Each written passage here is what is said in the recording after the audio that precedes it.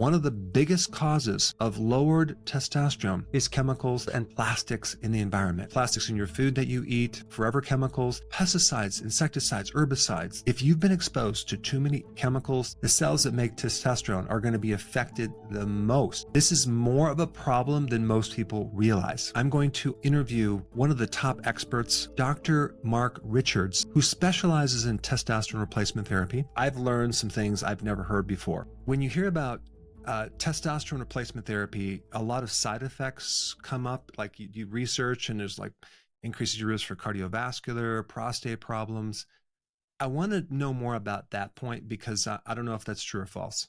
Interesting enough, last week the FDA just pulled their caution on heart disease and stroke off of testosterone warning label because it was proven that not only was it not true, but actually testosterone therapy done properly greatly reduces risk of heart attack and strokes. Interesting. You have different types of application, right? You have the injection, which you have to get frequently, and then you have pellets and you have creams. Tell me a little bit about each one. What kind of effects would be created one versus another? The method of delivery in testosterone therapy has everything to do with the health benefits that you're going to receive from it.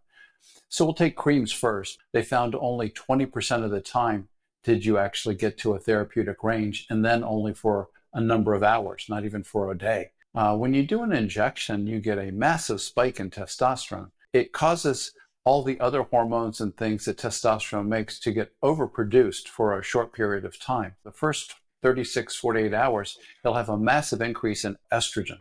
And that can make them irritable, that can make them aggressive.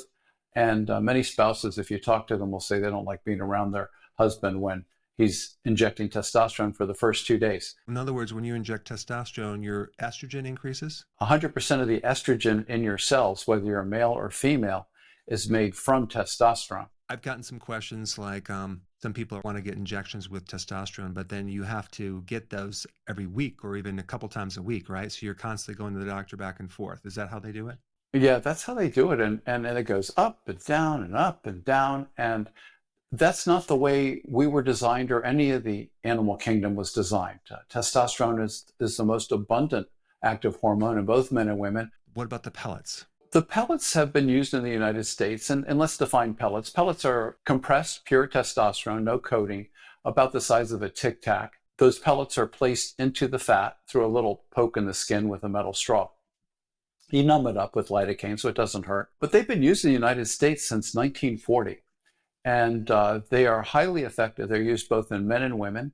I can tell you that 60% of my pellet patients in my practice are female. You dose people with pellets so that their tissue levels or cellular levels are at their optimum. And you can tell that from the symptom relief that they experience and the disease improvement they experience and the disease prevention they see. There must be some type of slowly dissolving mixture that they have this testosterone in that kind of just gradually goes into the body? Yes, that's a great question, Dr. Berg. From my 17 years of experience in this, it seems to be that the fat cells absorb testosterone and then they release it as your body needs it.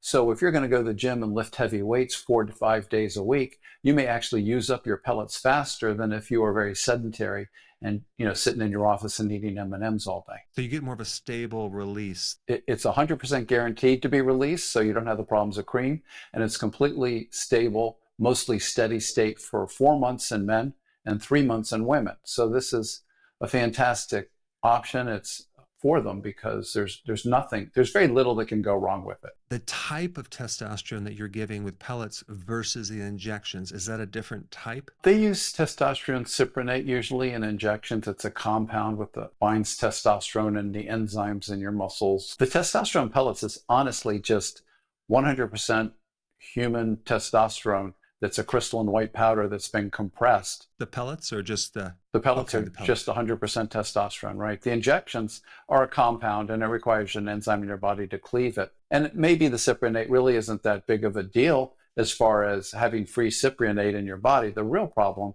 is that spike way up and way down is just not good. Your cells can't adjust. They can't make the right amount of estrogen. They can't make the right amount of anti-inflammatories. What material do they get pellet testosterone from? Where does it come from? So testosterone is a very simple compound to create in nature. There's about 6 or 7 steps in a lab, and it converts that ring into testosterone. Because when you talk to people, that have had the injections, there's complications, right? I mean, with mood and other things, but I haven't heard very many problems with these pellets. That's correct. It's the way your body was designed to have testosterone. When it's steady state, that's when you're at your optimum health. And that's when you are the least diseased and the least susceptible to obesity, diabetes, depression, anxiety, all these other disorders that are classic low testosterone symptoms. I guess the argument is like, why would we even need testosterone in the first place? Why would we need pellets? I mean, it's not natural. I had that very question about 17, 18 years ago when I first started learning about this. And it took me a while to track it down, but the literature is pretty clear. If you look at our levels now in 2025 compared to 1970, our population on average is 60% lower than we were. And the culprit seems to be hormone disrupting chemicals. When someone goes to a lab and gets their testosterone tested, there's a normal range that you're going to compare it to. On your website, you talk about that might not be the most accurate way to know that you have sufficient testosterone. Go ahead and tell me more about that. Well, I already told you we're more than 60% lower than we were in 1970. So when you look at some of these ranges now, you can laugh a bit because some of the ranges, or all the ranges I see from these labs, include levels that are just severely low and linked to double the risk of death over the next 5 years. And in women, we don't even study women in this country with testosterone, even though it's their most abundant bioactive hormone. It's almost impossible to avoid all these endocrine disruptors. You can do good things like eat out of glass containers, you can not have processed food, don't use tin cans, only eat organic foods if you can, organic meats.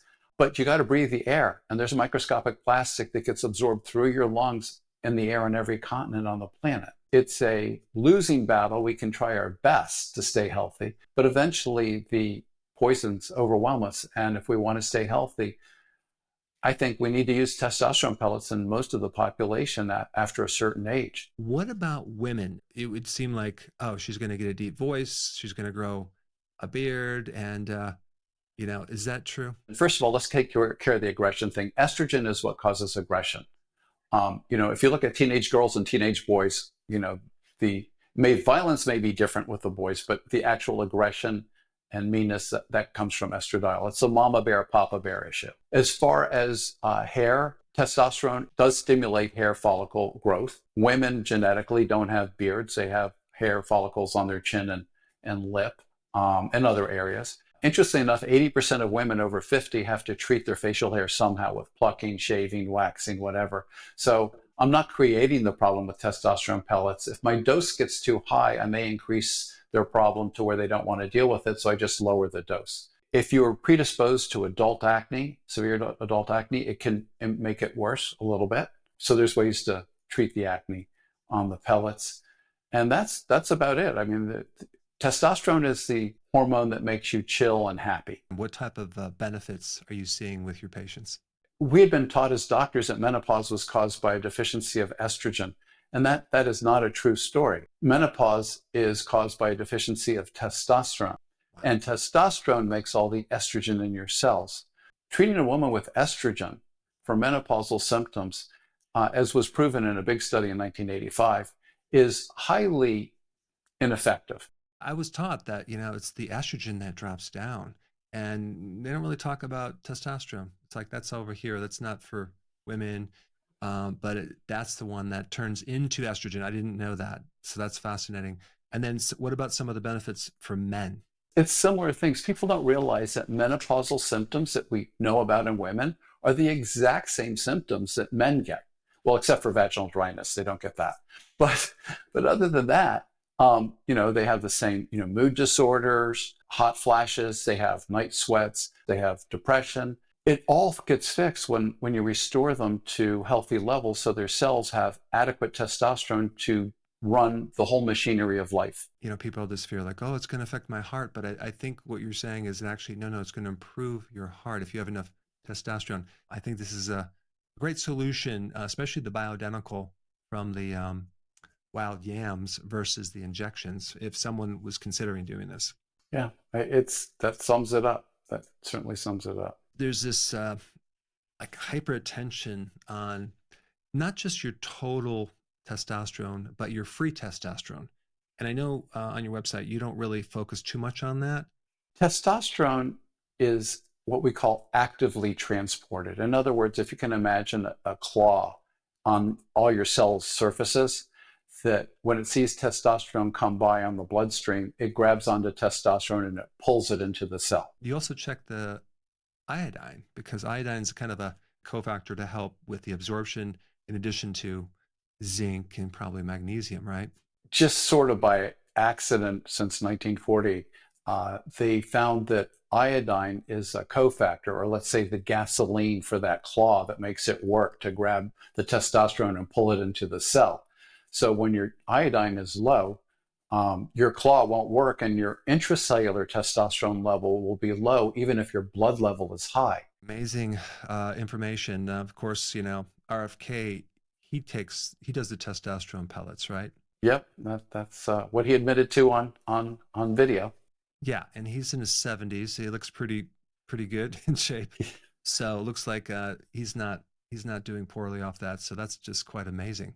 Yeah, and one thing that you brought up in the beginning, but I didn't address, is this false claim that testosterone causes prostate cancer.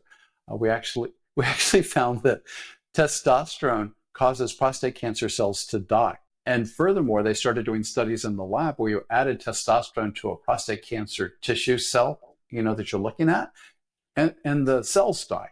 And this was been pretty much borne out now since about 2008, 2010, by work up at Harvard and other places. Wow. Goes completely against mainstream conventional, which I'm not surprised. I'm going to put your link down below. You also wrote a book, so I want to share that with everyone as well. And he has a lot more data on this topic. It's fascinating. So, Doc, thank you so much for taking time out to talk to me. Thank you. It's been a pleasure.